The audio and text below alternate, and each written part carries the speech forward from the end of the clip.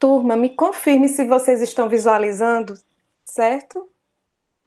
Dá para ver sim, professor. Pronto. Então, vamos lá. Iniciar nossa aula. Lembrando que a semana que vem vocês terão a atividade. Eu vou dar um prazo de 24 horas para vocês realizarem, certo? Então, a atividade da semana que vem vai ser relacionada ao conteúdo da aula de hoje e da aula da semana passada. Então, vamos lá, iniciar a nossa aula falando um pouco sobre a mecânica da ventilação pulmonar. Aqui a gente vai falar dos movimentos respiratórios, né? Inspiração e expiração. Como é que acontece para que o ar ele seja levado para o interior dos pulmões e o processo contrário também aconteça, né? Esses gases eles possam sair, no caso aí o dióxido de carbono. A entrada do oxigênio, que é importante, isso em uma... A gente sabe que o gás, o ar atmosférico, ele é constituído por uma mistura de gases, né? Então, a gente vai falar dos principais aqui para os processos de difusão. No caso, o oxigênio e o dióxido de carbono. Bem, então, sabendo que precisamos, né, executar esse tipo de movimento, esse tipo de ventilação, que consiste no movimento fásico de ar ou de gases para os pulmões. Então, vamos falar como é que acontece, tanto a inspiração quanto a expiração. Inicialmente, a gente vai falar um pouco sobre os músculos que vão produzir tanto a expansão quanto a contração pulmonar. No caso... Eita, Manuzinha. No caso dos músculos que vão estar envolvidos com o processo de inspiração, o principal músculo respiratório é, como vocês bem sabem, o diafragma. Então, quando o diafragma ele se contrai, ele retifica a superfície inferior dos pulmões, né, fazendo com que ocorra um aumento vertical desses órgãos, certo? Aumentando aí o seu volume. É o principal músculo que está envolvido aí na respiração tranquila ou basal. Tanto é que, no caso de indivíduos que realizam meditação, né, esse músculo ele está bem operante, né? Tanto é que o pessoal fala de respiração diafragmática, porque foca-se exclusivamente na utilização desse músculo, no processo de respiração. Bem, então, na inspiração basal, nós vamos contar com a contração do músculo diafragmático, fazendo com que ocorra, né, a sua retificação, e com isso as superfícies inferiores do pulmão vão ser puxadas, tracionadas, aumentando o seu volume vertical. Também nós vamos contar com alguns músculos acessórios. No caso dos músculos intercostais externos, eles vão ser solicitados quando o indivíduo ele já está praticando alguma atividade física, conversando, né, fazendo alguma atividade não basal, certo? E aí, o que é que esses músculos eles vão promover? Eles vão simplesmente, né, ampliar o diâmetro antero-posterior da cavidade torácica e também da sua lateral. E com isso amplifica ainda mais esse volume pulmonar, ok? Quando eu aumento o volume pulmonar, eu vou ter uma redução na minha pressão, na pressão interna do pulmão. E como bem sabemos, a diferença de pressão é o que vai gerar justamente a entrada de ar. Então, quando eu tenho uma pressão interna, né, no interior dos pulmões, negativa quando comparada com a do ambiente externo, então a tendência é que o ar entre, né, que os gases entrem. O processo contrário vai acontecer quando esse músculo, no caso o músculo diafragmático, ele relaxa. Esse relaxamento, ele é passivo, não há gasto de energia, são as forças elásticas do órgão que vai justamente garantir que o ar contido nos pulmões sejam eliminados. E, diferentemente do que acontece com a inspiração, onde a gente utiliza o músculo diafragmático, né, no caso da respiração basal, aí sim a gente vai ter um gasto de energia, né, porque está ocorrendo aí uma atividade, né, com gasto de energia, a contração. Bem, então vamos lá, né? Na inspiração, eu vou ter o principal músculo, que é o diafragma. Isso na respiração basal, ele vai ser o principal. Quando o indivíduo está praticando alguma atividade ou em processos patológicos, aí eu vou utilizar os acessórios. O principal aí que foi falado foram os músculos intercostais externos, mas também outros vão operar, mas aí eles vão ser solicitados em casos mais severos, né? No caso, prática de exercício ou até mesmo em processos patológicos. Quais são esses músculos? O esternocleidomastóide, que vai elevar o externo, o escaleno, que ele vai estar fixado às costelas superiores, o músculo, como eu falei, né, intercostais externos, e o diafragma, que é o músculo principal para o processo respiratório, aí, no caso, a inspiração.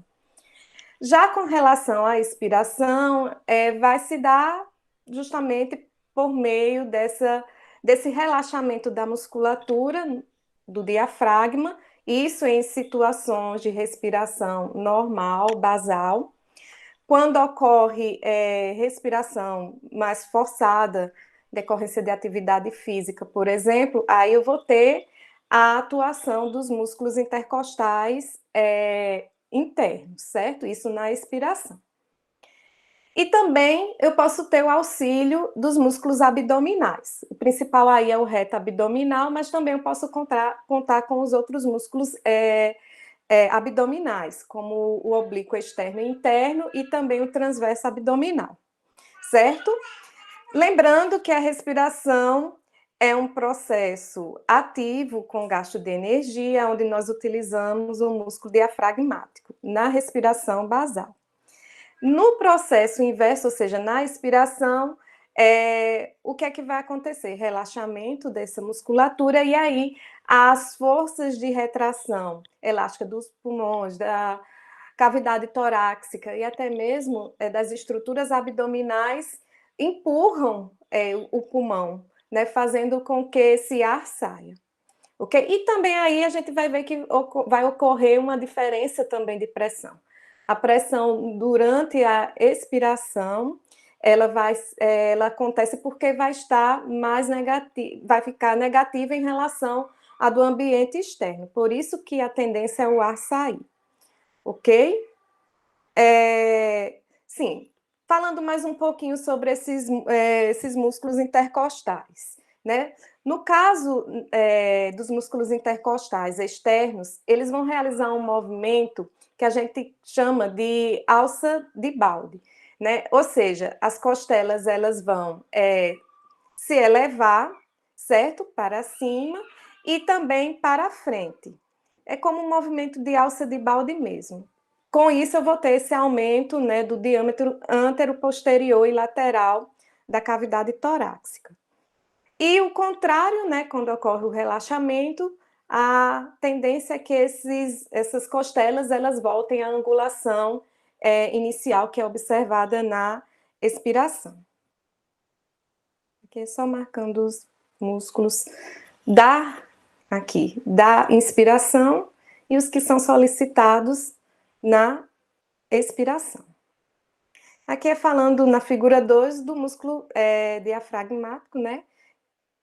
Em relação à caixa torácica. Então, como a gente viu, esse músculo ele separa a cavidade torácica da abdominal e durante o processo de inspiração, ele se retifica, puxando as superfícies, como podemos observar aqui nesse GIF, as superfícies inferiores do pulmão.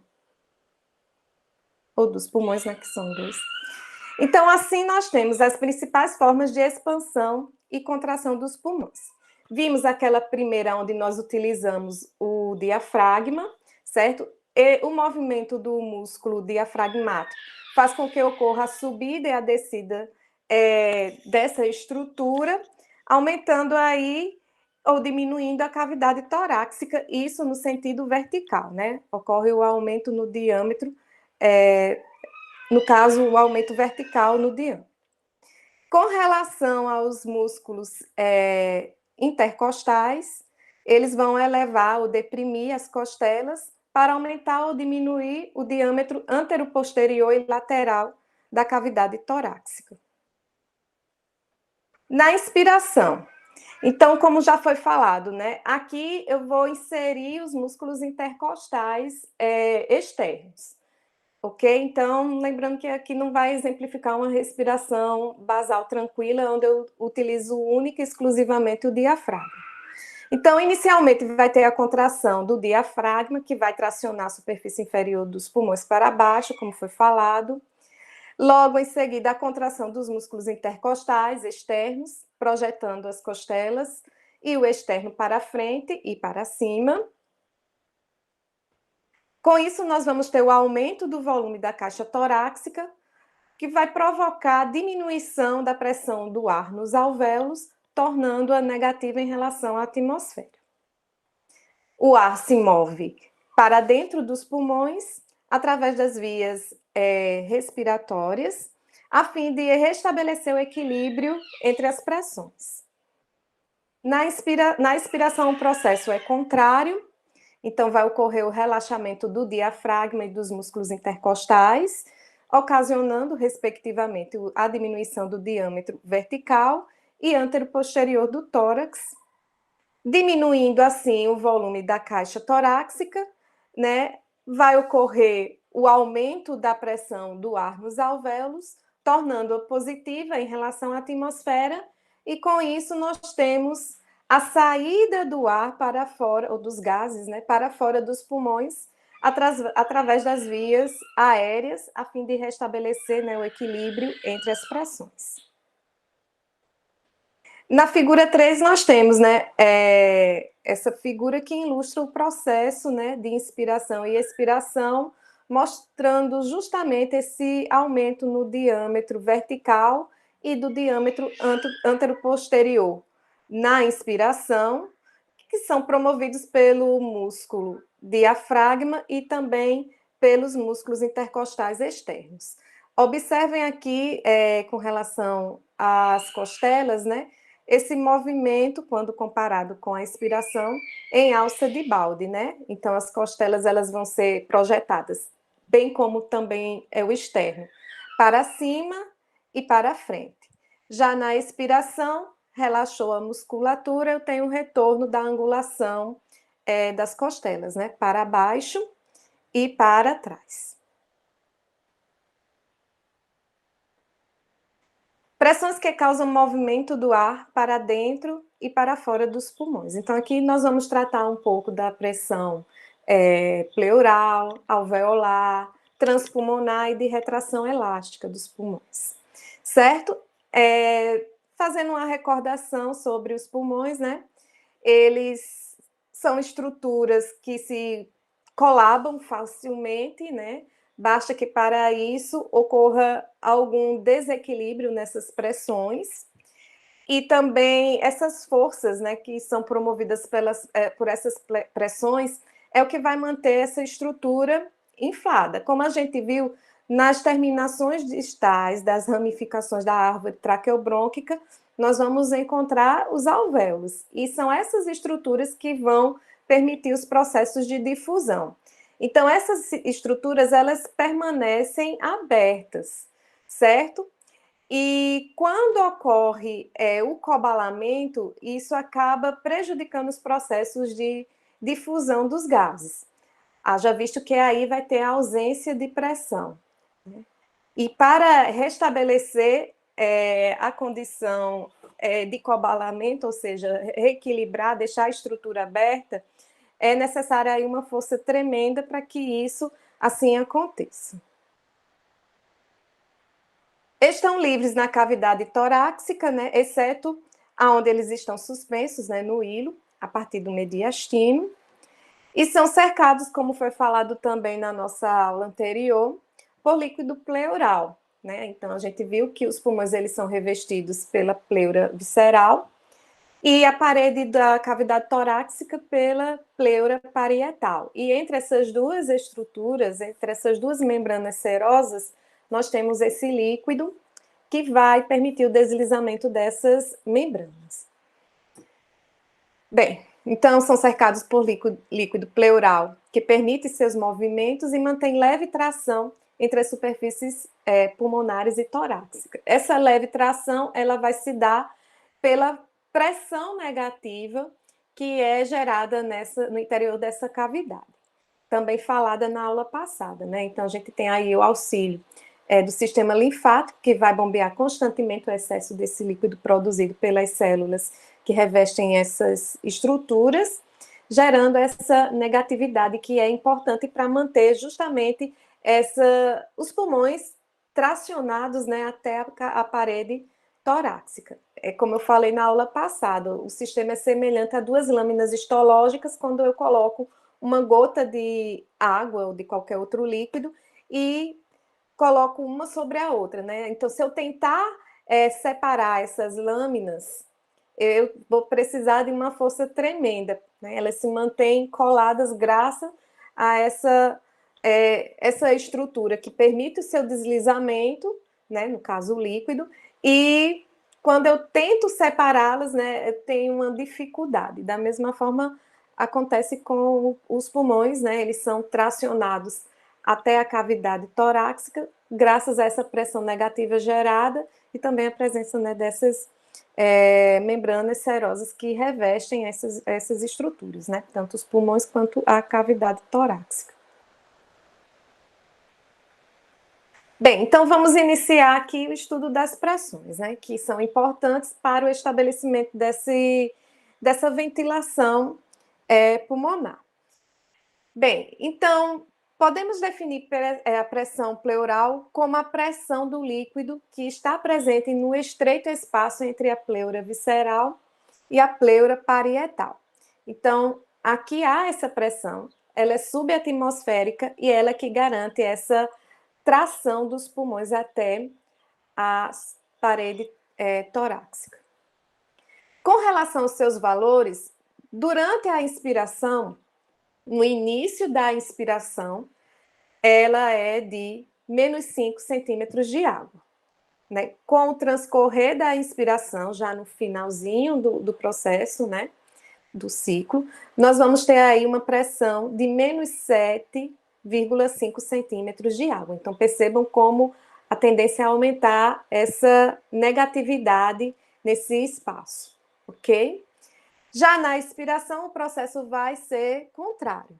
Então, no início da expiração, essa pressão é de menos 7,5 centímetros de água e no final de 5 centímetros de água. Essa negatividade ela é importante, certo? Se ela é perdida, compromete aí a mecânica da respiração. Alguma dúvida, minha gente, até então, sobre a pressão pleural? Então, a pressão ela é negativa, ok? E isso na inspiração é de menos 5, no final, menos 7,5, e o processo contrário vai acontecer na expiração. Menos 7,5 até chegar a 5. Bem, a outra pressão alveolar, a outra pressão que a gente vai estudar é a pressão alveolar, que por definição é a pressão do ar dentro dos alvéolos pulmonares, certo? Então, também nesse ambiente nós vamos ter uma pressão. E da mesma forma nós vamos ter alguns valores. Quando a glote ela está aberta, nós vamos observar a ausência de fluxo de ar, né? Ou seja, durante a inspiração e expiração. E aí a pressão ela vai ser igual à pressão atmosférica, ou seja, de 0 centímetros de água. Isso em todas as vias de condução, certo? Traqueia, brônquios, bronquíolos. Então, quando a glote está aberta, a pressão no alvéolo ela vai ser igual à atmosférica, 0 centímetros de água. Já quando ocorre o início da inspiração, já na inspiração, nós vamos ter aí uma diminuição dessa pressão de menos 1 centímetro de água. Lembram que durante a inspiração, os músculos, né, tanto o diafragma quanto os músculos intercostais, eles vão gerar, né, o aumento vertical, no caso do diafragma, e o aumento no diâmetro anteroposterior e lateral. Então, tudo vai colaborar para aumentar esse volume pulmonar. Quando eu aumento esse volume pulmonar, eu vou ter uma redução na pressão nos meus alvéolos. E é justamente a redução dessa pressão alveolar que vai garantir justamente a entrada dos gases, né, no caso do ar, para o interior dessa estrutura. Já na expiração, a gente já vai encontrar o processo contrário, né? A pressão no interior do alvéolo vai estar positiva. Então, 1 centímetro de água é o valor encontrado no momento da expiração. E essa pressão positiva, quando comparada com a atmosférica, é o que vai fazer com que ocorra o processo contrário, né? Então, por isso que o ar tende a sair, os gases tendem a sair porque é gerada aqui uma pressão alveolar negativa, ou positiva, desculpe, em relação ao meio.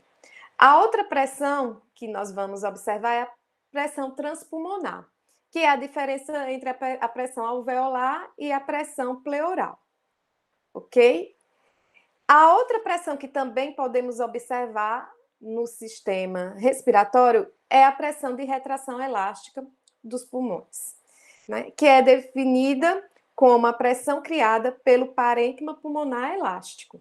Ou seja, aí a gente vai contar com as estruturas, com as fibras elásticas e de colágeno que estão presentes, né, na constituição desses órgãos, no caso, os pulmões.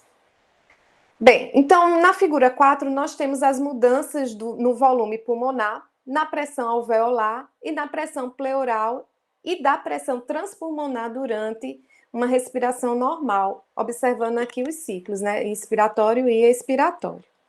Então, vamos iniciar pela inspiração. Então, com base no que vimos com relação às pressões da cavidade pleural e também da pressão alveolar, nós temos aqui os valores, né? Então, durante o início da inspiração, o que é que nós vamos observar aqui com relação à pressão pleural? Aquela diminuição da negatividade, como foi falado anteriormente, certo? Já com relação à pressão alveolar, eu também vou ter esse aumento, essa diminuição aqui da pressão, como é observado aqui no gráfico, certo? Com esse aumento, né, da diminuição da pressão, nós vamos ter a entrada de ar, como podemos observar aqui no volume pulmonar. Então, 500 ml de ar ou de gás é inserido no interior dos pulmões, graças à mecânica, como a gente viu, expiratória, né? Graças aos movimentos dos músculos respiratórios, garantindo isso, ok? Então, essa área em azul corresponde justamente à pressão transpulmonar, que é a diferença entre a pressão pleural e a pressão alveolar, ok? Na expiração, a gente já vai ter os processos de pressão contrário, né? Eu vou ter um aumento da negatividade na pressão pleural e um aumento na pressão alveolar. Com isso, eu vou ter a saída de um volume de ar equivalente ao que entrou, né? 500 ml, ok? Então, esse gráfico ele ilustra justamente essas relações aí das pressões com o volume pulmonar, a entrada de ar e a saída, né? Graças à presença dessas pressões. Na figura 5, então, nós temos aqui uma figura que ilustra a caixa torácica e o pulmão, né, representado aqui até como uma estrutura semelhante a um alvéolo.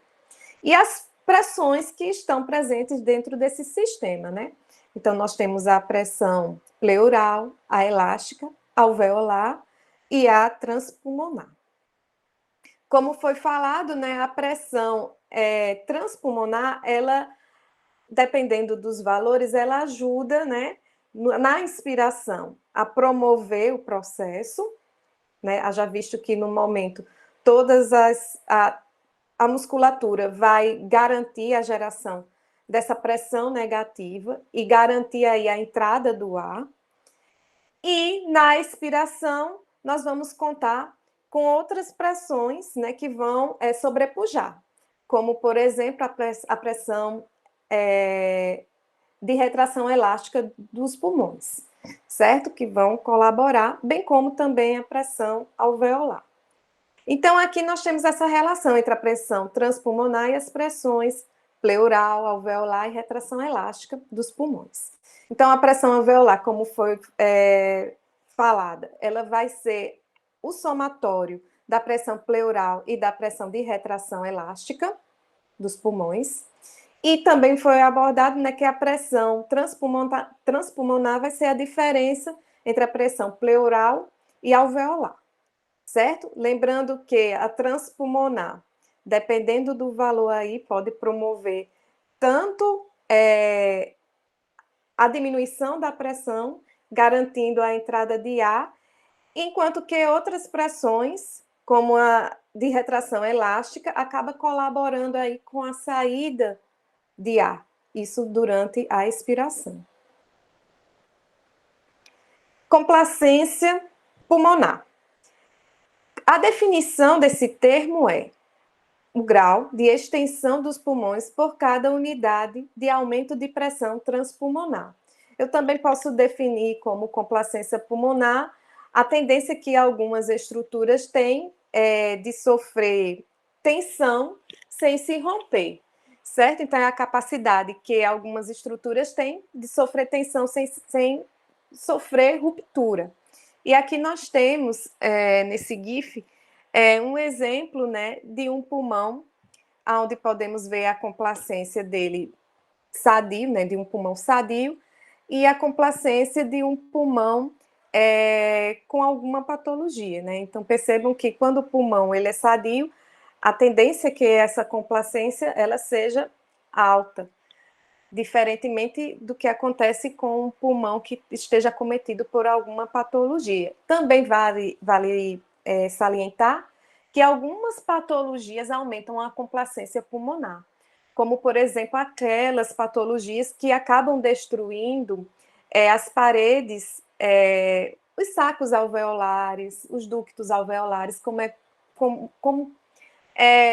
comum, por exemplo, no efizema pulmonar, certo? Onde a gente observa a destruição dessas paredes, né?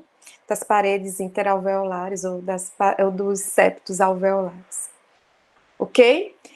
A idade também, ela acaba colaborando no aumento da complacência. Então, com o envelhecimento, a tendência é que essa complacência aumente porque as estruturas elásticas, principalmente aí a elastina, ela tem a sua produção reduzida, certo? Então, com o envelhecimento, a tendência é que a complacência pulmonar aumente.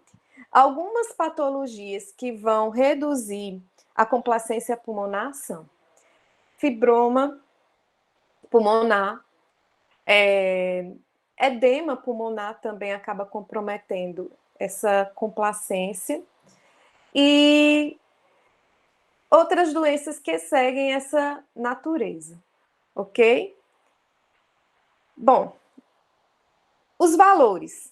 Para o pulmão em si, a complacência total de ambos, no adulto normal, é em média de 200 ml por centímetro de água, certo? Esse é o valor da complacência para ambos os pulmões em um indivíduo normal, certo? Lembrando aqui que eu estou falando exclusivamente dos pulmões. Para calcular a complacência pulmonar, eu vou precisar de uma fórmula.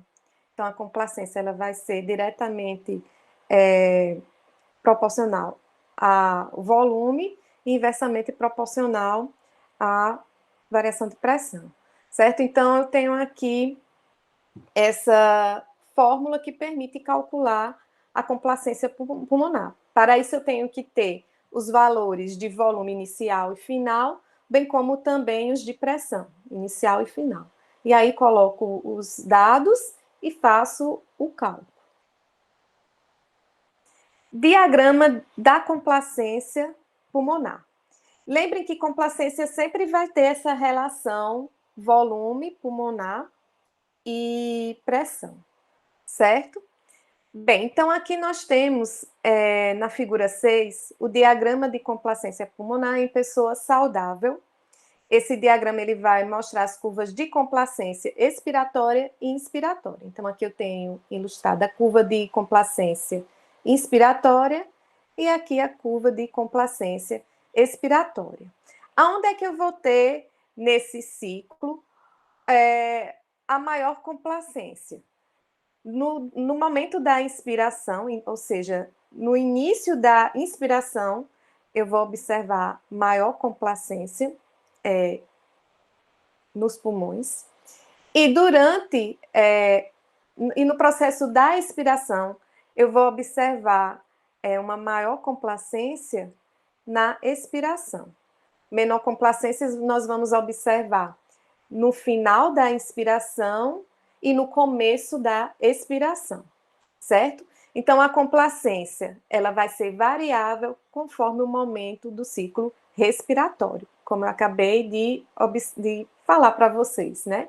Então, maior complacência no início da inspiração, no final eu vou ter uma menor complacência nesse ciclo, e na expiração, menor complacência no início da expiração e maior complacência no final da expiração. Isso para os nossos pulmões. Então, aqui é só para completar a informação. Os círculos em azul representam momentos do ciclo com menor complacência pulmonar, já as áreas livres das curvas representam os momentos do ciclo com maior complacência. As forças que vão determinar as características do diagrama de complacência pulmonar. Então, aqui nós vamos ter as forças elásticas, certo? Que vão determinar essas características. Nós vamos contar com a força elástica do tecido pulmonar propriamente dito, que vai ser responsável por 1/3 da elasticidade total do pulmão. Então, quando eu falo dessas forças elásticas do tecido pulmonar propriamente dito, eu estou me referindo aqui às fibras de colágeno e de elastina que constituem ali, né, que estão presentes no parênquima pulmonar, certo? Então, elas vão ser responsáveis por 1/3 dessa elasticidade total do pulmão. Já as forças elásticas causadas pela tensão superficial do líquido que reveste as paredes internas dos alvéolos, elas serão responsáveis por 2/3 da elasticidade total do pulmão. Então, percebam aí a importância, né, da tensão superficial na geração dessas forças elásticas. E o que é interessante aqui de observar é que essa tensão superficial, ela acaba contribuindo, a gente vai ver, para o colabamento. Se não existisse, né, aí a presença do surfactante pulmonar para reduzir essa tensão superficial, certo? Então, é graças ao surfactante que nós temos essa redução da tensão superficial, garantindo que as estruturas alveolares se mantenham, né, sempre abertas, não colabadas. Bem, na figura 7, nós temos a comparação dos diagramas de complacência dos pulmões cheio com solução salina ou com ar, né, quando a pressão alveolar é mantida no nível de pressão atmosférica, ou seja, de 0 centímetros de água. A pressão pleural ela vai ser alterada. Então, no eixo X, nós vamos ter aqui a pressão pleural e no Y a mudança no volume pulmonar. Então, quando eu tenho os pulmões preenchidos com solução salina, então eu vou ter, como podemos observar, né, aqui, uma complacência maior do que quando eu comparo com os pulmões, né, com essa interface aí, né, ar líquido. Então, nós temos aqui o pulmão cheio de ar, então eu já vou ter uma menor complacência, porque eu tenho essa interface, ar e líquido, gerando, como a gente viu, né, aquela tensão superficial, que nada mais é do que aquela força de coesão que é observado na molécula de água, fazendo com que ocorra a sua contração, certo? E isso acaba fazendo com que essas moléculas de água, né, tendem a colabar o pulmão justamente por conta disso. Então, essa força de coesão acaba colaborando com a formação, com a contratura da água, e isso faz com que essa pressão aumente, fazendo com que ocorra o cobalamento, né? Como a gente viu, uma pressão alveolar maior acaba fazendo com que o ar seja eliminado. Então, como na solução, os pulmões com solução salina não existe essa interface, então aqui a complacência ela vai ser maior, ok? Agora, isso é quando essas soluções envolvidas, elas são miscíveis, certo? Porque se eu tenho aí uma solução immiscível, eu também vou ter alguns comportamentos diferenciados, ok? Surfactante, tensão superficial e colapso alveolar. Então, como eu falei anteriormente, a tensão superficial ela surge mediante nessa contração que é observada nas moléculas de água em decorrência da tensão, da pressão ou da força de coesão, certo? Que é observada nessas moléculas. Então, a tensão superficial é a força causada pelas moléculas de água na interface ar líquido, que tende a minimizar a área de superfície, tornando muito mais difícil de insuflar o pulmão, porque é gerada aí uma pressão, essa pressão mais positiva do que a encontrada no meio externo, no meio ambiente, né? Ela é supraatmosférica, então acaba com isso fazendo com que o ar seja eliminado, e com isso nós temos o cobalamento das estruturas, né, alveolares. O surfactante, ele vem justamente para impedir esse cobalamento mediante a presença de tensão superficial, que é comum, que é observada nessas estruturas, né? Então, os alvéolos, como eu falei na aula anterior, não são estruturas secas, né? Sempre vai ter uma certa umidade, e aí essa umidade acaba colaborando com a tensão superficial. Para resolver isso, a produção do surfactante, né, que é uma monocamada de fosfolipídio mais proteínas, né, reveste a superfície desses alvéolos, garantindo que eu tenha uma redução aí na tensão superficial. Então, o surfactante ele é um agente ativo da superfície alveolar, a qual vai reduzir essa tensão superficial da água. Ele vai ser secretado pelos pneumócitos do tipo 2, ou células alveolares do tipo 2, que vão constituir aí cerca de 10% da população celular da superfície alveolar. Lembrando que isso é em termos de extensão, certo? Porque em número, os pneumócitos do tipo 2 são mais numerosos, certo? O surfactante ele vai ser constituído por fosfolipídios, lipídios neutros, ácidos graxos e proteínas, certo? Forma, como eu falei, essa monocamada sobre a superfície do alvéolo. Os componentes mais importantes são a dipalmitoil-fosfatidilcolina, as apoproteínas surfactantes e os íons cálcio. E a função é reduzir o trabalho da respiração pela diminuição das forças de tensão superficial, prevenindo assim um colapso e estabilizando os alvéolos. A pressão em alvéolos ocluídos causada pela tensão superficial. Então, se eu tenho um bloqueio das vias aéreas, eu vou ter, obviamente, o aumento da pressão alveolar, o que vai garantir também justamente o aumento da tensão superficial, né? E, com isso, a saída de ar. Então, tudo que aumenta a pressão no interior do alvéolo, quando eu comparo com a do meio ambiente, com a pressão atmosférica, a tendência é que esse ar saia e, com isso, ocorra o coabalamento dessas estruturas, certo? Aqui, lembrando, quando eu tenho um bloqueio das vias aéreas. Bloqueou essa via aérea, a pressão alveolar, ela se torna mais positiva, também em decorrência da tensão superficial que existe lá, como a gente viu, né, as moléculas de água que estão presentes nessa superfície. E com isso, eu vou ter, né, todos os fatores que vão ser responsáveis pela saída do ar e que vai promover o coabalamento dos meus alvéolos. Aqui nós temos a equação para a determinação da pressão alveolar. Então, a pressão alveolar ela vai ser igual a 2 vezes a tensão superficial dividida pelo raio do alvéolo. Geralmente, o raio alveolar é de 100 micrômetros.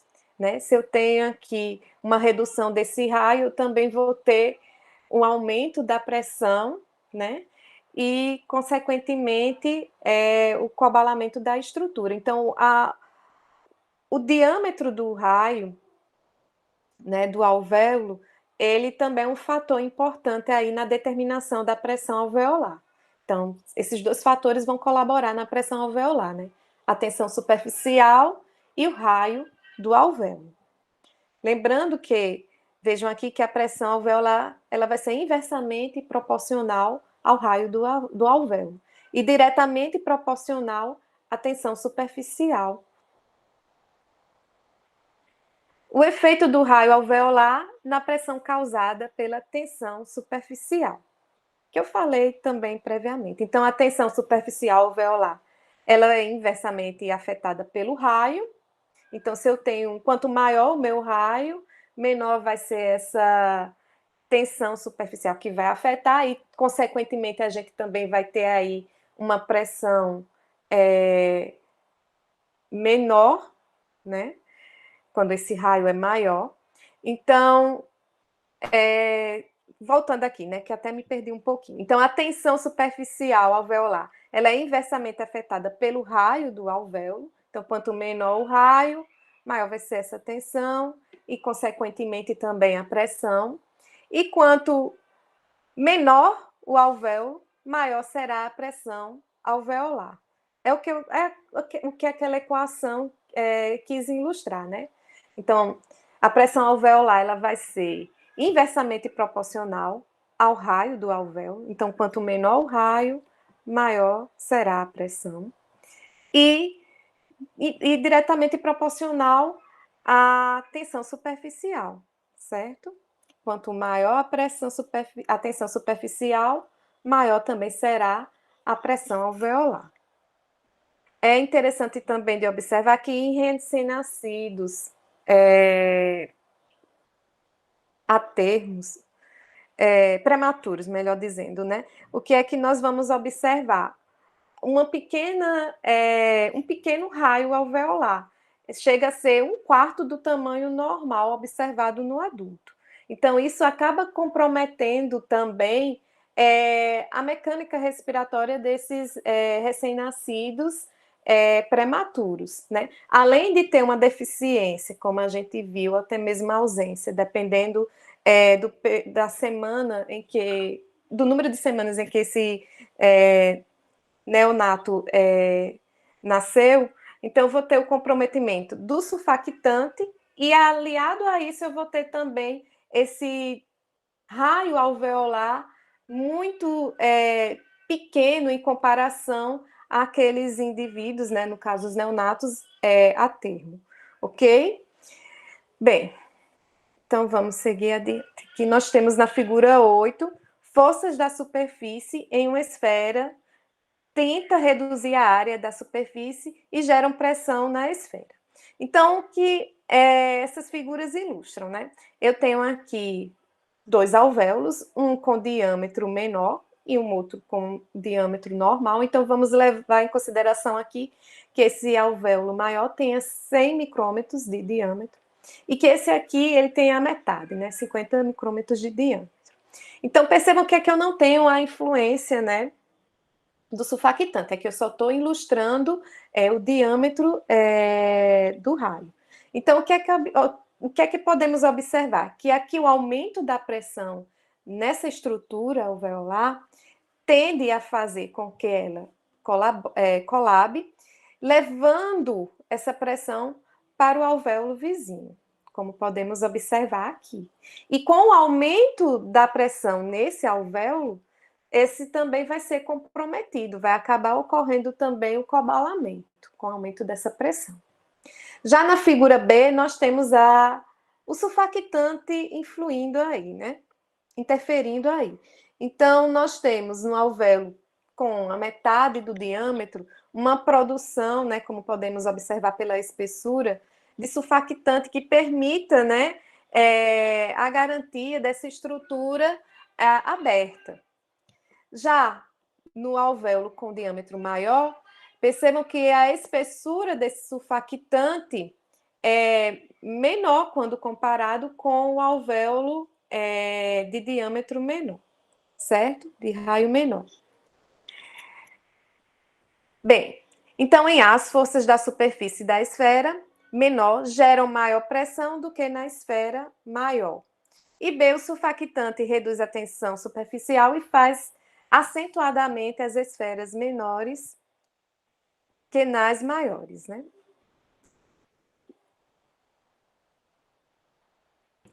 A síndrome da angústia respiratória infantil, o SARI. Então, foi falado também, como vimos na aula da sexta-feira, que foi tratado do desenvolvimento embrionário do sistema respiratório. Então, essa síndrome, ela é caracterizada, como a gente viu, pela atelectasia progressiva e insuficiência respiratória. Como foi falado, a atelectasia nada mais é do que o cobalamento, né, das estruturas alveolares. Então, os neonatos, né, prematuros, eles têm alvéolos com diâmetro menor, o raio é menor. Aliado a isso, nós temos uma produção deficiente ou ausente de surfactante. Com isso, né, o quadro que vai se instalar aí é de insuficiência respiratória, não tem como acontecer as trocas respiratórias porque as estruturas alveolares se encontram colabadas. Bem, então isso decorre, como foi falado, da falta ou de pouca produção de surfactante pulmonar. Este só começa a ser produzido, como foi falado na aula de sexta-feira, por volta da sexta ou sétima semana, ou mês, desculpem, de gestação, certo? E às vezes, em alguns casos, né, até mais tarde. Efeito da caixa torácica na expansibilidade pulmonar. Então, vimos que existem características elásticas que permitem que até restringem, mas também colaboram nessa expansão da caixa torácica. Vamos contar também com estruturas viscosas que também vão colaborar nesse efeito e o esforço muscular que é necessário para expandir essa caixa torácica, certo? Então, são esses efeitos, as características elásticas dessa caixa, bem como as características viscosas e, conjuntamente, nós vamos ter o efeito do esforço muscular que é necessário para expandir essa caixa torácica, né? Uma vez que tem essas duas características aqui que estão presentes. Então, preciso de um esforço para justamente garantir essa expansão da caixa torácica durante os processos, né, de inspiração.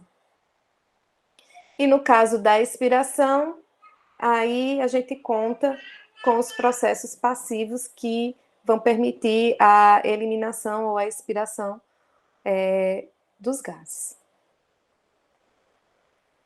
Complacência torácica e pulmonar combinadas. Então, aqui nós vamos observar esses dois conjuntos juntos, né, operando. Então, vimos que a complacência pulmonar dos dois pulmões, né, é de 200 ml por centímetro de água, certo? Enquanto que o conjunto, né, pulmões e caixa torácica, nós vamos ter aí uma redução. O valor da complacência será de 110 ml por centímetro de água. Isso decorre justamente da presença dessas duas estruturas aí presentes. Imaginem vocês inflar, né, uma bola de uma bexiga, né? E você vai ter uma certa facilidade para executar essa função, né? Encher essa bexiga. Agora imaginem vocês tentando encher uma bexiga dentro da outra. Então, vocês vão realizar uma força maior para executar essa função. Da mesma forma, acontece com aqui os pulmões, né? O conjunto, né? Caixa torácica e pulmão. Então, tem os pulmões dentro dessa estrutura, dentro dessa caixa torácica. Então, a complacência desse conjunto acaba sendo menor, ok? Fazendo uma analogia com essa atividade de soprar dentro de uma bexiga, né, contendo duas bexigas, né? Então, essa analogia. Então, a força para fazer essa atividade é maior, certo? Da mesma forma acontece aqui. A tendência é que eu tenha uma redução da complacência em decorrência dessas estruturas estarem, né, somadas. O trabalho da respiração. Então, a divisão do trabalho inspiratório. Nós vamos ter o trabalho de complacência, o trabalho elástico. Este vai permitir a expansão dos pulmões, né, contra as forças elásticas do pulmão e da caixa torácica, certo? É justamente isso que vai garantir, sobrepujar essas forças. Nós vamos ter o trabalho de resistência tecidual, que vai permitir sobrepujar a viscosidade pulmonar e também das estruturas da parede torácica. E o trabalho de resistência aérea, que vai permitir também sobrepujar a resistência aérea aos movimentos do ar para dentro dos pulmões. Então, até foi falado na aula anterior, né, que as cavidades nasais, elas representam 50% dessa resistência das vias aéreas, né? Imaginem os demais segmentos que compõem, né, o sistema respiratório. Então, todas essas estruturas, quando o ar adentra, também vão sofrer esse processo de resistência por parte desses condutos. Além de outras formas de resistência relacionadas até mesmo à natureza intrínseca aos gases.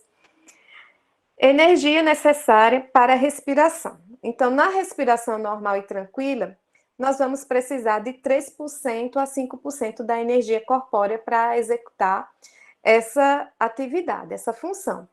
Já durante o exercício pesado, nós vamos requerer aí cerca de 50 vezes mais energia, justamente em decorrência do aumento da resistência aérea durante a atividade física, e também pode acontecer diminuição da complacência pulmonar, que é observado, por exemplo, em alguns casos de indivíduos que tenham, por exemplo, alguma patologia, ou até mesmo, como foi falado, o próprio envelhecimento acaba aumentando a complacência. Algumas patologias acabam reduzindo essa complacência pulmonar, certo? Então, a gente leva em consideração esse aumento da energia requerida, né, durante o exercício físico, justamente para atender essas questões, né? A resistência aérea, que é observada, e também a diminuição da complacência pulmonar.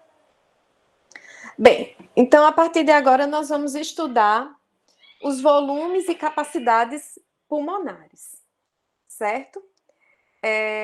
Para medir esses volumes, nós vamos contar com alguns instrumentos, né? O espirômetro é o instrumento que é utilizado para a medição do volume pulmonar, certo? Aqui na figura 9, nós temos um espirômetro básico, que é uma estrutura mostrando, né, como ela é construída. Ok? Então, nós vamos ter um cilindro flutuante. No interior desse cilindro contém ar, o gás. Nós vamos ter um outro cilindro contendo água. Então, percebam que esse cilindro ele está parcialmente submerso sobre sobre o cilindro de água, certo? Aqui nós temos uma câmara de gás, né? Obviamente, como eu falei, em decorrência da presença de ar que esse sistema apresenta. Logo em seguida, nós temos aqui um tubo que é conectado à boca, né, por meio desse adaptador. E aqui o indivíduo ele vai fazer as manobras que serão solicitadas pelo profissional, certo? Quando o indivíduo ele expira, a tendência é que esse cilindro abaixe, né? Esse cilindro contendo ar, ele abaixa. Quando ele, no caso, quando ele inspira. Quando ele expira, a tendência é que ocorra, né, a subida, certo? E assim nós vamos ter o registro dessa ventilação, certo? Por meio aqui desse cilindro de registro. Isso aqui é uma forma bem rudimentar de fazer, né, as medições dos volumes e capacidades pulmonares, certo? Hoje em dia a gente encontra com equipamentos, aparelhos bem mais sofisticados, né? Utilizamos às vezes até um computador que tem um software que faz justamente essa avaliação. Então, aqui é só um exemplo, né, de como é o mecanismo para o registro, né, desses valores, né, relacionados aí aos volumes e capacidades pulmonares.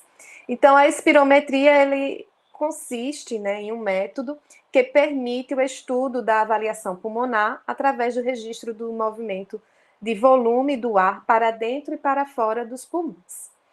Assim sendo, o espirômetro, ele é o aparelho que vai permitir a determinação desses volumes e dessas capacidades pulmonares. Na figura 10, nós temos, né, um espirômetro um pouco mais sofisticado. É realizada aqui a espirometria, que também é conhecida como teste de sopro, que é um exame que mede a função pulmonar. Na figura 11, nós temos o aparelho mais moderno, né? Um aparelho onde nós temos um computador como software, e aí integrado a ele nós temos esse dispositivo onde o indivíduo ele vai fazer as manobras inspiratórias ou expiratórias, dependendo da condução do profissional, no caso do pneumologista. E nesse slide nós temos, né, o espirograma, que vai ser responsável pelo registro, né, das variações de volume pulmonar sobre diferentes condições de respiração. E os eventos da ventilação pulmonar, ele vai ser dividido em 4 volumes primários e 4 capacidades. Esses volumes primários, eles não vão sobrepor um ao outro, certo? No entanto, as capacidades, elas se sobrepõem. Então, elas consistem de combinações de 2 ou mais volumes, como a gente vai ver mais adiante.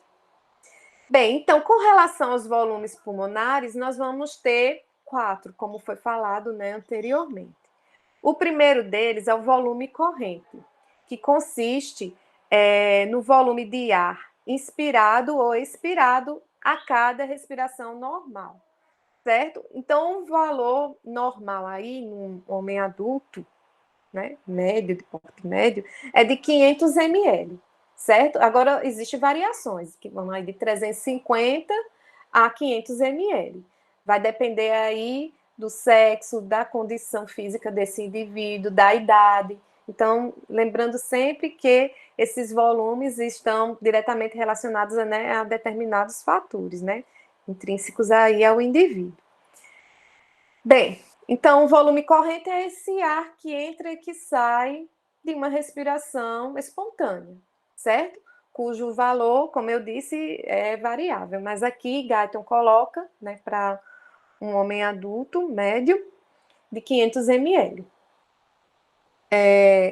O volume de reserva inspiratória, ou inspiratório, né, consiste no volume extra ou máximo de ar que pode ser inspirado além do volume corrente normal quando uma pessoa inspira com força total. Ou seja, eu realizo uma inspiração espontânea. Logo em seguida, eu forço ao máximo. Então, esse máximo de inspiração que eu consegui, eu denomino de volume de reserva inspiratória, certo? Cujo valor é cerca de 3.000 ml, certo? Esse é o valor observado para um indivíduo do sexo masculino, né? De porte médio. Ok? Professora, Oi. aí nesse valor desconta os 500 ou já está contando com os 500? Não, aí a gente vai ver mais adiante. Quando eu somo com os 500, eu já vou ter uma capacidade, certo? Então, é só ao final da inspiração espontânea, você realiza uma inspiração ao máximo. Então, esse máximo que você conseguiu captar de gás, né, é denominado de volume de reserva inspiratória, certo? Quando eu somo com o volume corrente, aí eu já vou ter a capacidade inspiratória, de reserva inspiratória, certo? Tá, Já bem. com relação... Deu para entender, gente? Então, sempre leve em consideração que é ao final de uma inspiração espontânea, normal. Então, o que eu forço de ar além é o meu volume de reserva inspiratória. Certo? É o máximo que eu consigo inspirar ao final de uma inspiração espontânea. Em seguida, eu tenho o volume de reserva expiratória, certo? Que é o contrário, digamos assim, é o máximo de volume de ar extra, né? Que pode ser expirado na expiração forçada após o final de uma expiração corrente normal. Ou seja, eu executei uma expiração normal. O máximo que eu consigo expirar é denominado aí esse volume volume de reserva expiratória. Também, da mesma forma, eu não levo em consideração aquele volume expiratório espontâneo, certo? É o máximo que eu consigo expirar. É aquilo que é quase como tentando esvaziar os pulmões, bem que a gente não consegue, né? Porque ainda fica retido. Já o volume residual é justamente esse volume de ar retido nos nossos pulmões que a gente não consegue eliminar durante uma respiração forçada ao máximo, né? Ou seja, durante, né, uma respiração, uma expiração máxima, certo? Então, é aquele ar que fica contido lá nos nossos pulmões. Ele não sai, certo? É o que mantém as estruturas abertas. Então, o volume lá, normal, né? Levando em consideração sexo masculino, porte médio, de 1.200 ml.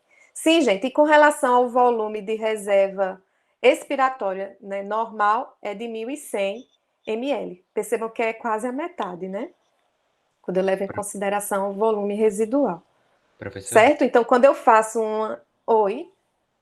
Desculpa Quando eu atrapalhar. faço uma expiração máxima, o que fica no meu pulmão corresponde ao volume de reserva, o volume residual, desculpem, certo? Que tem o valor de 1.200.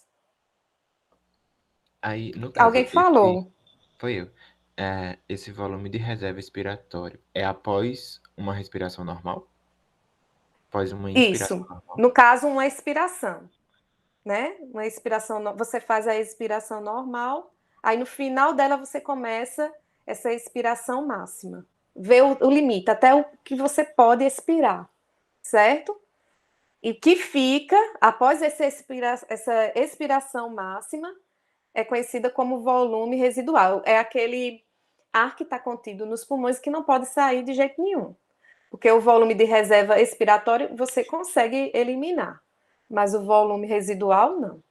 Certo? Tanto é que a espirometria ela consegue só avaliar o volume corrente, o volume de reserva inspiratório e o volume de reserva expiratório. Né? No caso, esse normal, espirômetro normal, que a gente vai ver que existem outras formas de avaliar aí o volume residual, né? De medir esse volume residual de forma indireta. Bem, com relação às capacidades pulmonares, como eu falei, é o somatório desses volumes, certo? Então, nós vamos ter a capacidade inspiratória, que consiste no somatório do volume corrente mais o volume de reserva inspiratória. E aí é a quantidade máxima de ar inspirado a partir do final de uma expiração espontânea. Então, você realiza uma expiração espontânea e logo em seguida inspira ao máximo que você pode. Então, aí nós temos a capacidade inspiratória. Somatório do volume corrente mais o volume de reserva inspiratório. Inspiratório, né? Eu não sei porque eu coloquei esse feminino, mas tudo bem. Capacidade residual funcional. É a quantidade de ar contida nos pulmões no final de uma expiração espontânea. Então, aqui é o somatório do volume de reserva expiratório mais o volume residual, certo? No final, eu vou dizer os valores de cada capacidade, para não confundir.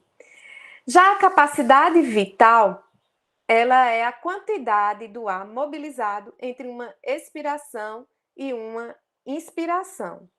Levando em consideração aqui que na capacidade vital é o somatório de 3 volumes, do volume corrente, volume de reserva inspiratório e volume de reserva expiratório, certo? Então, aqui é o máximo de ar que os nossos pulmões conseguem reter, ok? Ao final somem, certo? Esses 3 volumes, e aí vocês terão a capacidade vital. Já a capacidade pulmonar total consiste no somatório dos 4 volumes. Volume corrente, volume de reserva inspiratório, expiratório e residual. É a quantidade de ar contida nos pulmões no final de uma inspiração máxima, certo? É o que o pulmão consegue conter de ar. Sim, aí com relação aos valores, vamos lá. A capacidade inspiratória, né? O somatório do volume corrente com o volume de reserva inspiratória. Então, como vimos, né, no slide anterior, vocês vão somar 500 mais 3.000, 3.500, certo? A capacidade residual funcional, o valor aí é cerca de 2.300. 1.100 do volume de reserva expiratório, mais 1.200 do volume residual, ok? A capacidade vital. Então, vamos somar aqui o volume corrente, 500, mais o volume de reserva inspiratório e o volume de reserva expiratório. Então, somando 500 mais 3.000 mais 1.100, 4.600. E a capacidade pulmonar total, somem todos os volumes, que vai dar 5.800, desculpem. Alguma dúvida com relação aos volumes e capacidades? O espirômetro, ele vai medir os volumes. Eu tendo esses volumes, eu posso calcular a capacidade dos pulmões, né? E aí depende do que eu quero. Lembrando que o volume de reserva, o volume residual, eu não consigo calcular, certo? Eu vou calcular de forma... eu vou utilizar um outro método e o cálculo vai ser indireto. Assim sendo, a Professora, capacidade residual... eu tenho uma dúvida só quanto ao termo espontânea, sabe? Porque eu não entendi muito bem, assim. Normal, normal, uma respiração normal, certo? Uhum. Normal, uma respiração normal. Sem ter essa respiração máxima forçada. Ok? Ok, ok. É uma respiração normal. Espontânea, normal. Bem, aí sim vamos para. O que eu ia dizer? Sim, voltei aqui. Com relação à capacidade residual funcional, não temos como calcular, certo? Então, diretamente. Então, a gente vai utilizar métodos de avaliação desses volumes indiretamente para poder chegar aqui à capacidade residual funcional. Da mesma forma, vai acontecer, assim sendo, para a capacidade vital. Vital não, capacidade pulmonar total. Certo? Bem, então aqui nós temos a figura 12, onde nós temos um espirograma, né? Ilustrando justamente o que foi falado. Então, essa figura ela é bem ilustrativa, porque ela mostra os volumes, certo? E mostra também as capacidades. Então, observem aqui o volume residual, que está nessa coloração creme, rosa, não sei como é que vocês estão vendo aí. O volume de reserva expiratória, representada pela coloração verde. Volume corrente, que como a gente viu aí, cerca de 500 ml. Aqui o de reserva expiratório, 1.100, residual 1.200 ml. E o volume de reserva inspiratório, 3.000. Certo? Então, aqui dá para ilustrar bem o que a gente quer. Então, o volume corrente é só aquele ar que entra e que sai em uma respiração normal, certo? Então, eu tenho esse volume corrente. Quando eu quero calcular o volume de reserva inspiratório, olha, eu só pego aqui o volume, certo? Sem somar com o volume corrente. Quando eu somo volume corrente mais volume de reserva inspiratória, eu tenho justamente a capacidade inspiratória, que é ilustrada aqui. Quando eu pego volume de reserva inspiratório, volume corrente e volume de reserva expiratório, aí aqui eu já tenho a capacidade vital, certo? Que é, como foi falado anteriormente, tem início de uma expiração forçada até uma inspiração também forçada, certo? Então, eu somo todos esses 3 volumes e eu tenho a capacidade vital.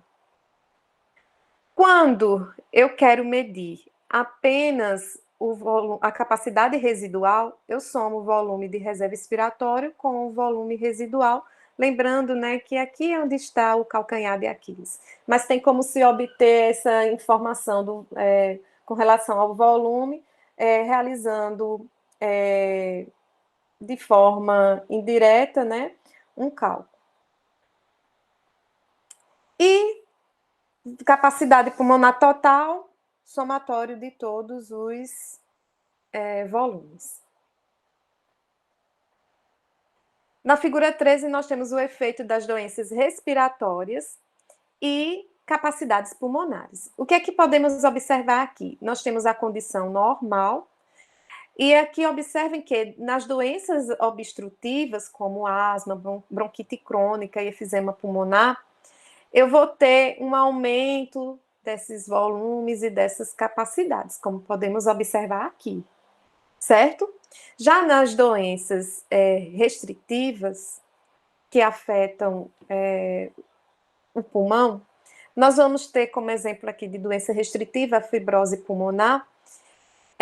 Aqui a gente já vai ter uma redução nos volumes e bem que o volume corrente, como podemos observar, é o mesmo, certo? Mas nos demais, a gente observa aí uma redução desses volumes e dessas capacidades. Professora? Nessa tabela 1, nós temos... Alguém falou? Foi eu. Professora, esses volumes, eles levam em consideração o volume morto, que tipo tá nas áreas que não tem troca gasosa, que é o Tipo traqueia, esôfago, não sei o quê. Ou traqueia, laringe. Sim, como a gente está falando aqui, sim, leva em consideração, sim, porque não é o ar que é. Quando você inspira ou expira, você está levando aquele volume de ar. No caso do volume corrente, né, 500 ml, aí já está inserido o volume do espaço morto, que é de 150. O que chega até os alvéolos é em torno aí de 350. Certo? Então, sim, está contido aí o volume do espaço morto, viu? Certo? Tá, obrigado. Sabe que era sobre esse. Bem, então aqui nessa tabela 1, nós temos as abreviações e símbolos da função pulmonar. Então, é só para vocês verem que ao longo do nosso estudo, a gente vai utilizar certas abreviações, bem que às vezes eu não utilizo tanto, só mesmo para... Sempre acabo falando sobre... colocando integral mesmo, que para não levar... para não confundir. Então, na aula de hoje a gente vai estudar, né? A gente estudou e vamos estudar mais adiante essas abreviações aqui, né? Volume corrente, capacidade residual funcional, volume de reserva, foi visto anteriormente por nós. Os demais a gente vai estudar ao longo, né, das nossas aulas, certo? Então, só para a gente... Esse slide é só para vocês ficarem cientes dessas abreviações. Bem, fórmulas algébricas simples que mostram interrelações entre volumes e capacidades. Então, aqui nós temos algumas formulazinhas que permitem calcular aí certos volumes, no caso aqui, né, certos volumes e certas capacidades. Vai depender do que você tiver de informação relacionada aí a esses volumes e essas capacidades. Então, o volume, a capacidade vital, ela vai ser igual. É aquele somatório que a gente falou, né? Volume de reserva inspiratório, volume corrente e volume de reserva expiratório. Somatório daqueles 3 volumes. Capacidade vital vai ser igual a capacidade inspiratória mais o volume de reserva expiratório. Também é outra forma que eu tenho de encontrar essa capacidade vital. A capacidade pulmonar total eu posso obter através da capacidade vital somada com o volume residual. Como eu disse, aqui já fica difícil, porque eu preciso saber o volume residual para eu chegar a obter essa informação da capacidade pulmonar total. Outra forma também que eu posso obter a capacidade pulmonar total é através da capacidade inspiratória somada com a capacidade de reserva funcional, certo? E a capacidade de reserva funcional, ela pode ser obtida através do volume de reserva expiratório mais o volume residual. Eu disse reserva, né? Residual. Enfim. Bem, para eu obter essa informação, eu vou utilizar o método de diluição de hélio, certo? Para chegar até essa informação, né? Capacidade residual funcional. Com essa capacidade residual funcional, eu consigo ter informações sobre os volumes, né? E valores do volume residual e também da capacidade pulmonar total, certo? Então, para isso, eu primeiro vou determinar a capacidade residual funcional. Bem, então, para obter essa informação sobre o CRF, então nós vamos utilizar o método aqui, né, colocado, né, o método de diluição de hélio.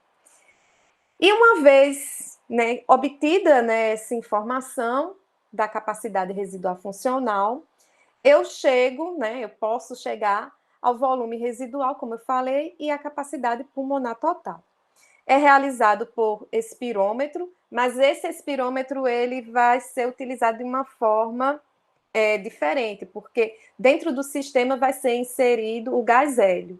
certo? E a maneira que eu chego a obter essa informação, ela é indireta. Então, aqui nós temos a descrição do método, isso é só para descrever mesmo, vocês não precisam se deter a isso, né? É só a descrição de como é feito esse tipo de avaliação. Então, o espirômetro ele vai ter um volume conhecido e vai estar cheio de ar misturado com hélio. Esse hélio também ele vai ter concentração conhecida.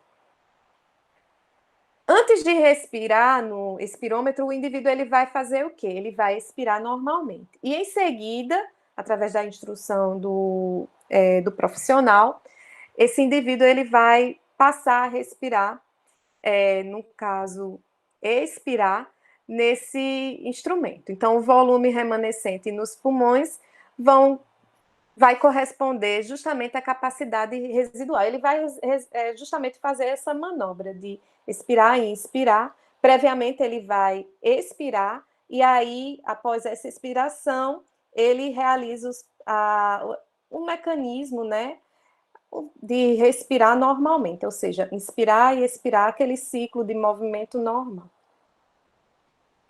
Então, neste ponto, o indivíduo ele começa imediatamente a respirar no espirômetro e os gases do aparelho vão se misturar com os gases pulmonares. Como resultado, o hélio ele vai se diluir pelos gases da capacidade residual funcional, podendo ser calculado pela seguinte fórmula. Então, a capacidade residual funcional vai ser igual à capacidade inspiratória, a concentração, desculpa, gente, a concentração inicial de hélio dividido pela concentração final de hélio, aqui tem -1, multiplicado por esse volume que é conhecido. Então, aqui nós temos, né, concentração do hélio inicial, o final, o volume inicial do espirômetro,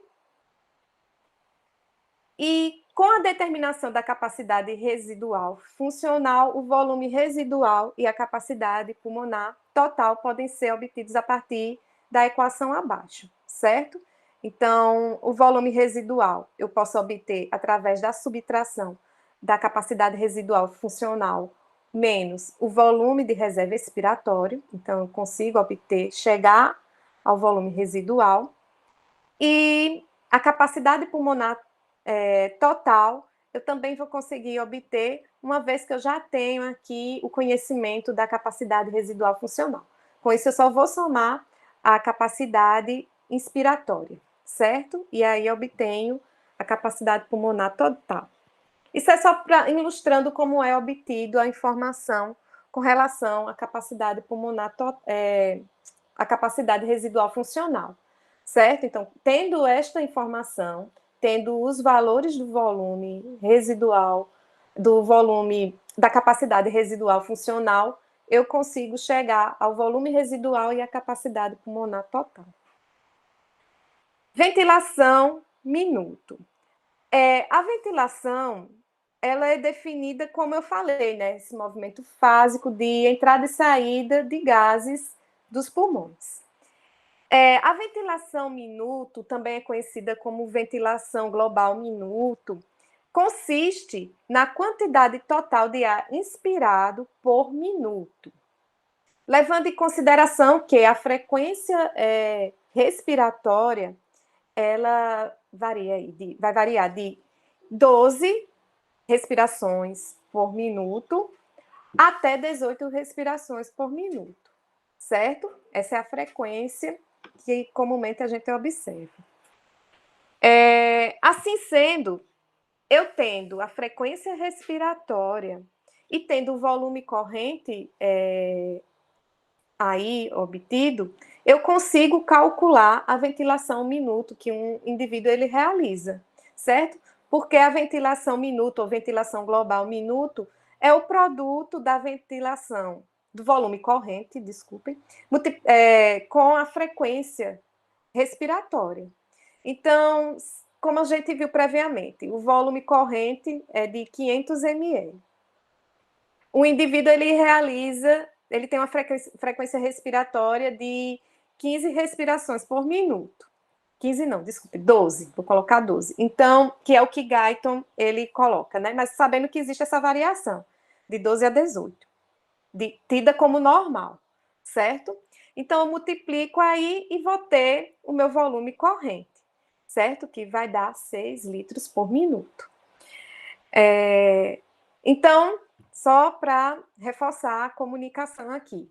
Então, volume, a ventilação minuto ou ventilação global minuto, eu posso obtê-la através da multiplicação do volume corrente com a frequência respiratória, certo? E aí, levando em consideração aqueles dados prévios, né? 500 ml do volume corrente multiplicado pela frequência respiratória, que no caso aí eu coloquei como 12, nós temos 6 litros por minuto. Essa é a quantidade de gás que chega aos nossos alvéolos, isso levando todo, né? Levando o sistema como que chega aos nossos pulmões, para ficar melhor, para não confundir com ventilação alveolar, certo? Isso é a quantidade de ar obtida, né, por 1 minuto de respiração, certo? Então, 6 litros de ar chegam aos nossos pulmões por minuto. Bem, então o indivíduo ele pode viver curto período de tempo, por curto período com ventilação minuto, tão baixo quanto 1,5 litros por minuto e uma frequência respiratória de 2 a 4 respirações por minuto. Então, o indivíduo ele consegue sobreviver com essa ventilação minuto e com essa frequência respiratória, certo? Agora, lembrando isso por um curto período de tempo, né? Essa condição, ela deve ser breve. Já uma ventilação minuto, maiores que 200 litros por minuto, ou mais de 300 vezes o normal, não são sustentadas pelo indivíduo por muito tempo. Então, há indivíduos que não sustentam, né, metade de 2/3 desse valor por 1 minuto, certo? Então, excesso de ventilação e frequência respiratória também, assim, assombrosa, não é interessante para o indivíduo, não tem como ele dar conta. Ventilação alveolar. Então, vimos anteriormente, né, a ventilação global, a ventilação global minuto ou a ventilação minuto. Agora a gente vai estudar um pouco sobre a ventilação alveolar. Então, o conceito aqui é diferente. Aqui a ventilação alveolar, ela quer saber qual é a quantidade de ar que chega a cada minuto nos alvéolos. E que são justamente que é justamente esse volume que vai ser responsável pelos processos de difusão dos gases respiratórios, certo?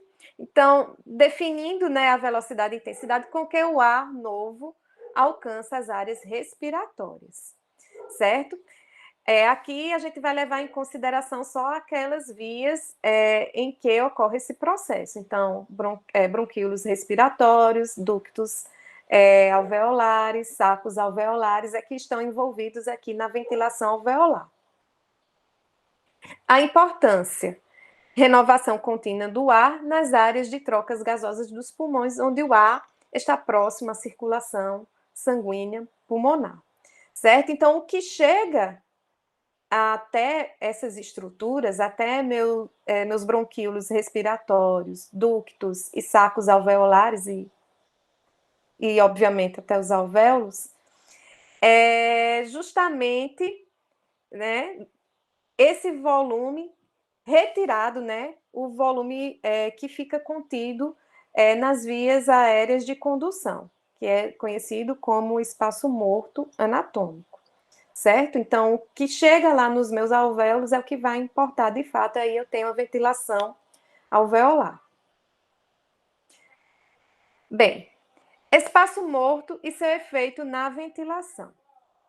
Espaço morto consiste em todo aquele espaço, né, que está presente nas vias aéreas, e a gente também vai estender até a porção respiratória também. Então, envolve tanto a porção condutora quanto a porção respiratória, certo? Então, é onde o ar vai ficar, os gases vão ficar contidos, certo?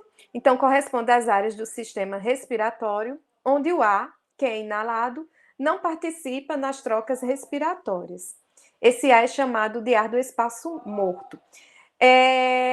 A gente vai observar que algumas estruturas, como eu falei, respiratórias, elas vão ter essa sua função interrompida por algum processo, certo? Às vezes, devido à condução, devido à perfusão sanguínea, certo? Que compromete aí essa ventilação.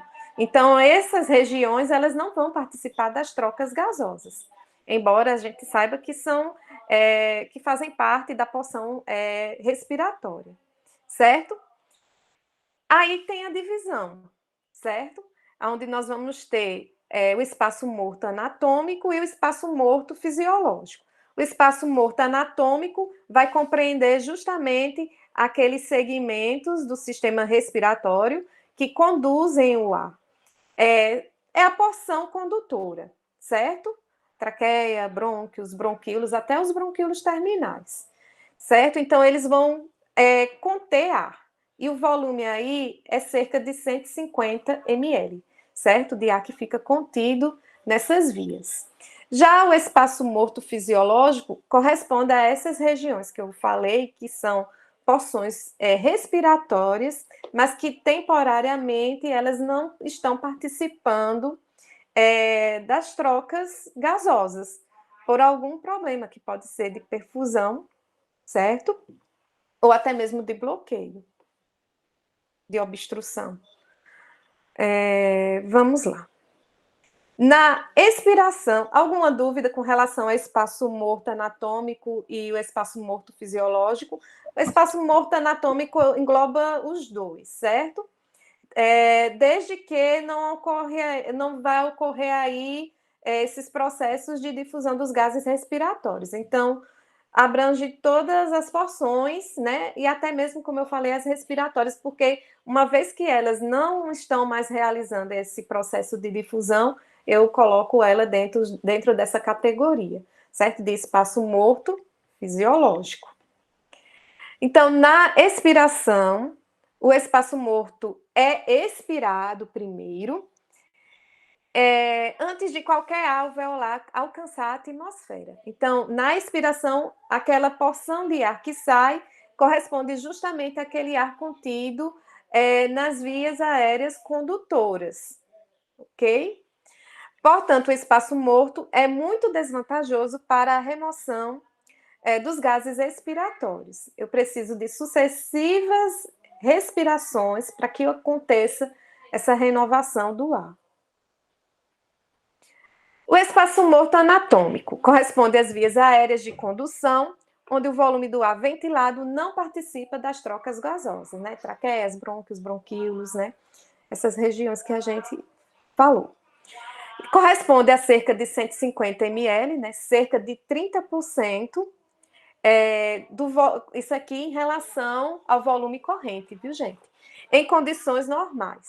Esse volume ele pode aumentar com a idade. Então, a tendência é que, com o passar dos anos, né, o indivíduo, né, ele tem um aumento nesse volume aí do espaço morto anatômico.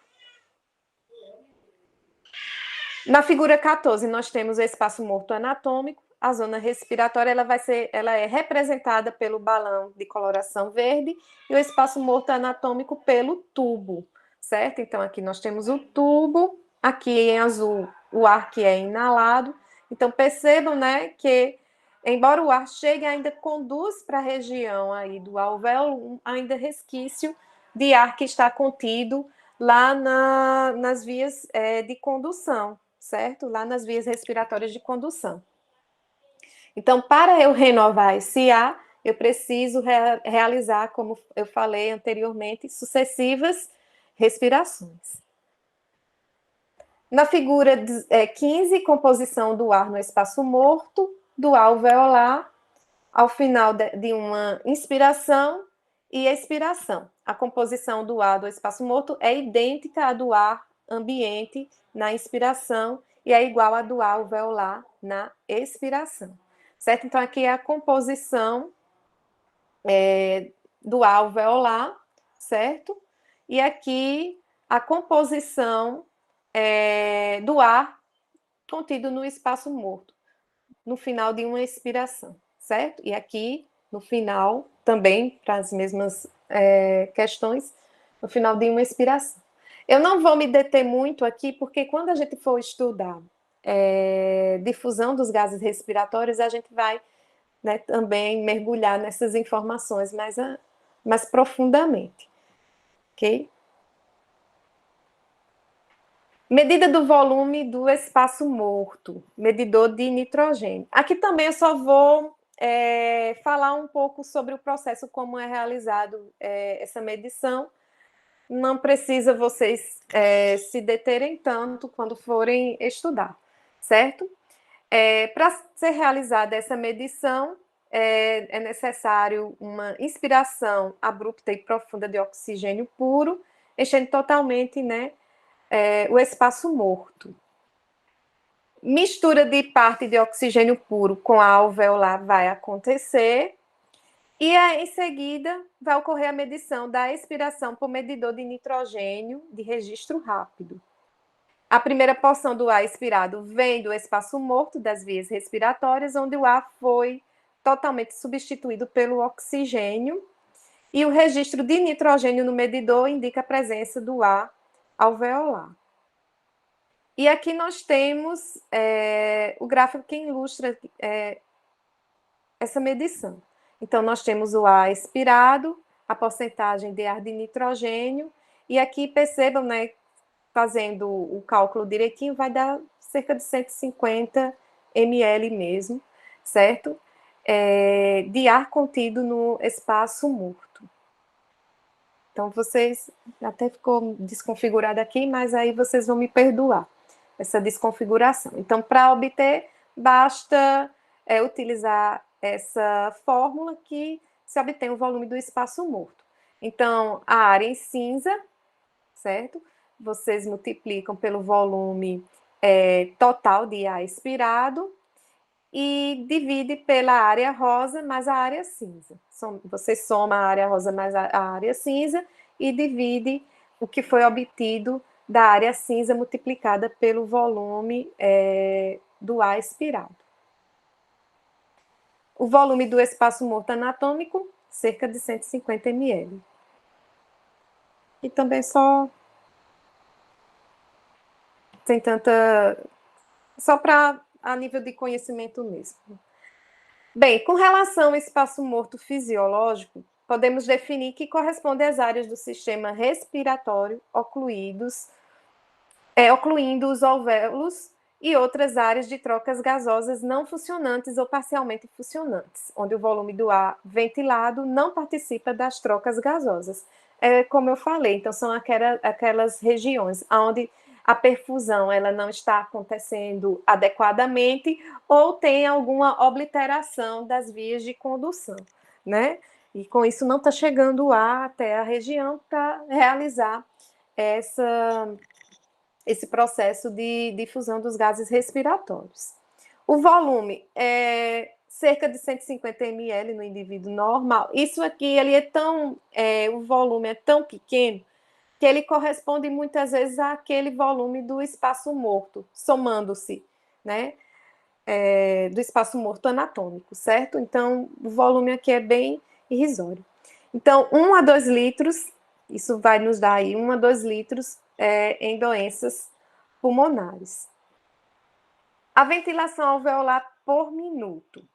Ela é definida como o volume total do ar novo que entra nos alvéolos e áreas adjacentes, né, de trocas gasosas, ou seja, ductos alveolares, bronquíolo respiratório, sacos alveolares, né, a cada minuto.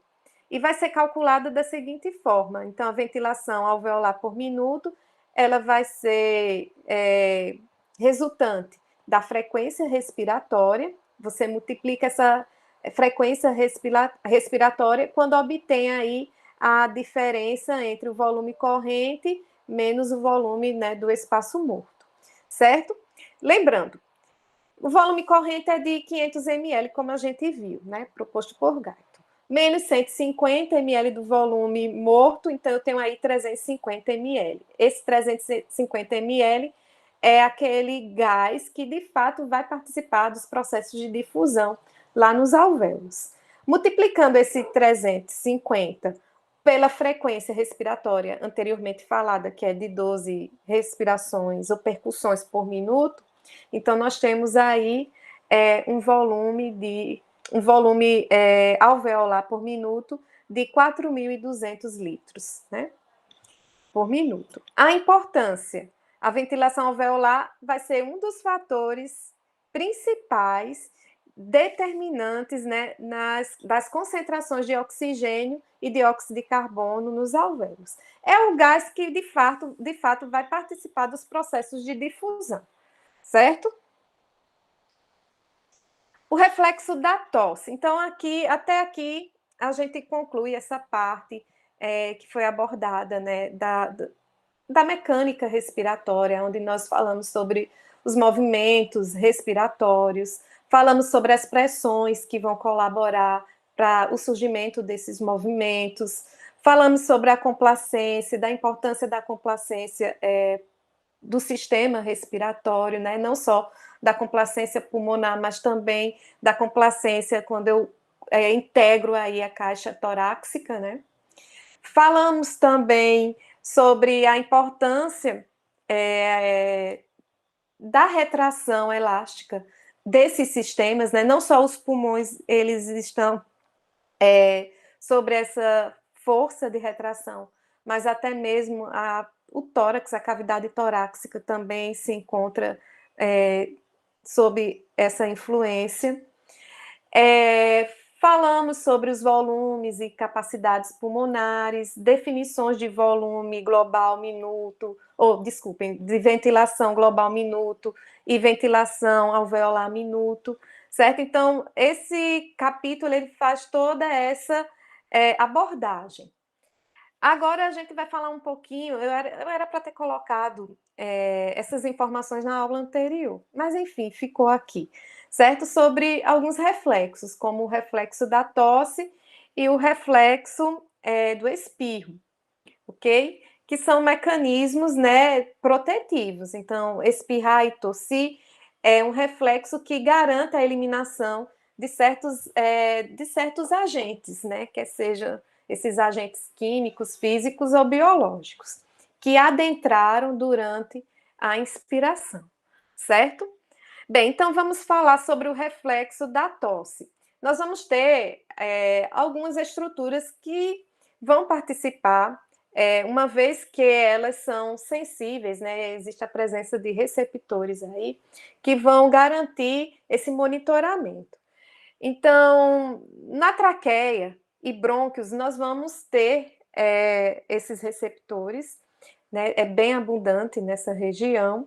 Na laringe e carina também. Bronquíolos, terminais e alvéolos também vão ser sensíveis a materiais ou corpos estranhos, principalmente aqui a gases, né? No tocante a gases, certo? Então, são essas as áreas que apresentam esses receptores que conseguem detectar, né, a presença dessas partículas, né, desses agentes. Bem, uma vez detectado, por meio desses receptores que estão distribuídos aí na membrana respiratória, esses receptores, né, eles são estimulados e enviam um impulso nervoso que trafega pelo nervo vago, até chegar à região do bulbo, e lá no bulbo vai ocorrer, né, a integração dessa informação e logo em seguida a emissão de uma resposta, certo? Que é, né, a tosse.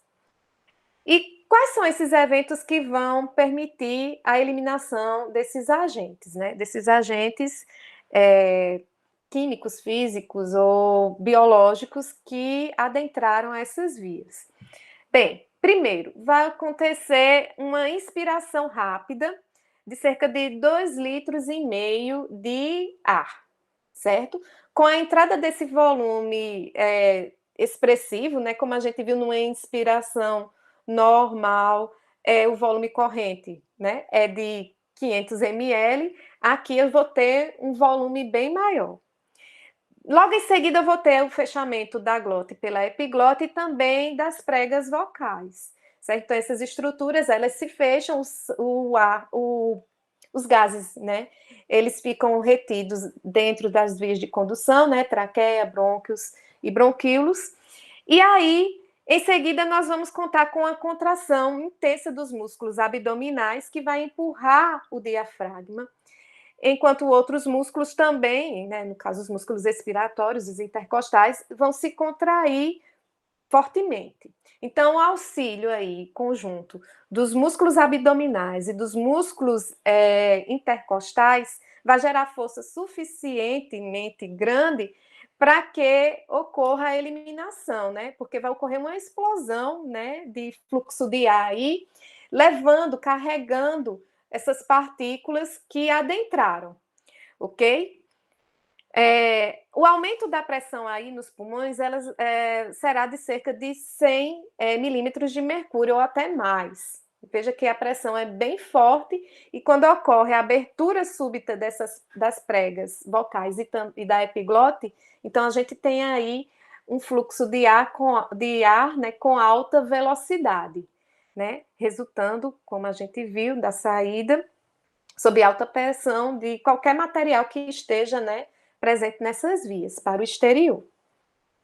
A velocidade da tosse é de aproximadamente 120 a 160 km por hora, certo? Tem que ter uma velocidade gerada essa força dentro desse sistema, né, dentro dos pulmões, para garantir justamente a retirada dessas partículas com alta velocidade, justamente para varrer da superfície aí do epitélio respiratório qualquer agente que esteja ali presente.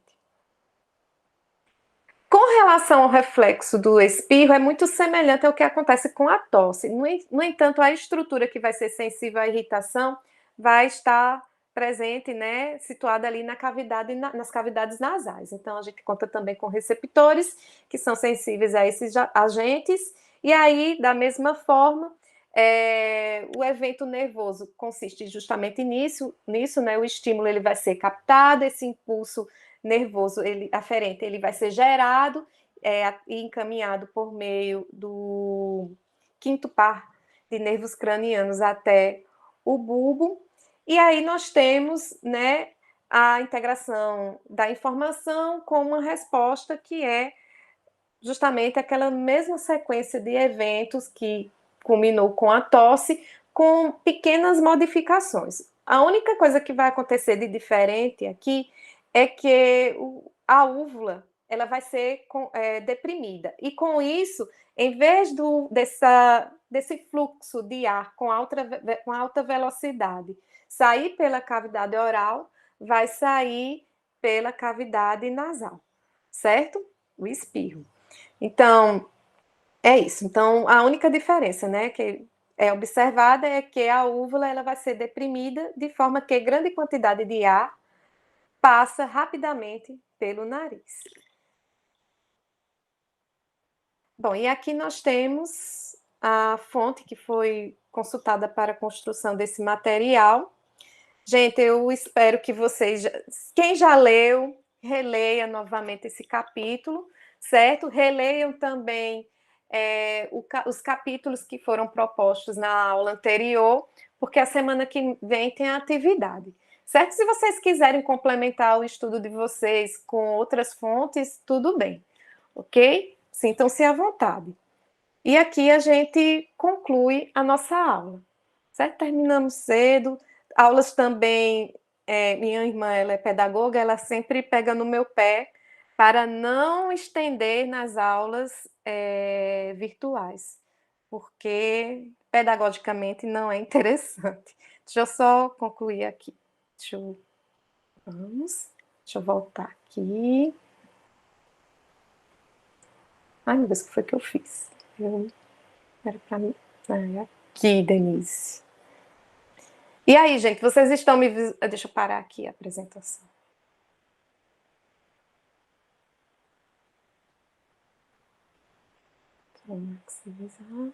Pronto. Alguma dúvida, gente?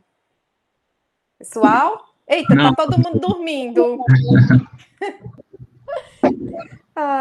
Pronto. Olha, gente, essas aulas eu não quero me estender muito, porque eu compreendo que 3 horas, 4 horas, de frente para o computador, vendo o professor só falar, eu entendo que tem horas que, né, é entediante mesmo. Enfim, aí minha irmã disse, tenha cuidado com o número de horas que você vai dar de aula no Meet, para não sobrecarregar os alunos, né? Enfim, estou seguindo, certo? Então, alguma dúvida, gente? Professora, Oi, a avaliação é no Ariela. antigo Moodle, é? Oi, Ariela? A avaliação é no antigo Moodle. Isso. Vou disponibilizar tudo lá. Tá bom, Certo? obrigada. Sim, já não sei se vocês observaram, mas os slides já estão no PVAI, que é o antigo Moodle, e também tem lá o roteirozinho, né, para vocês, sempre o plano de aula, aquele roteiro para vocês seguirem de estudo, certo? E eu vou disponibilizar essa aula no YouTube. Tem uma aula também, mas ali é de enfermagem, é mais assim, resumida. Mas se vocês quiserem dar uma olhada, certo? Também está lá no YouTube. É resumida, porque para a turma de enfermagem eu tentei cortar muitas coisas para eles. Bom, gente, então a gente conclui aqui. Leiam os capítulos com antecedência, né? Para fazer a atividade e não terem dúvidas. Ok? Mais alguma dúvida?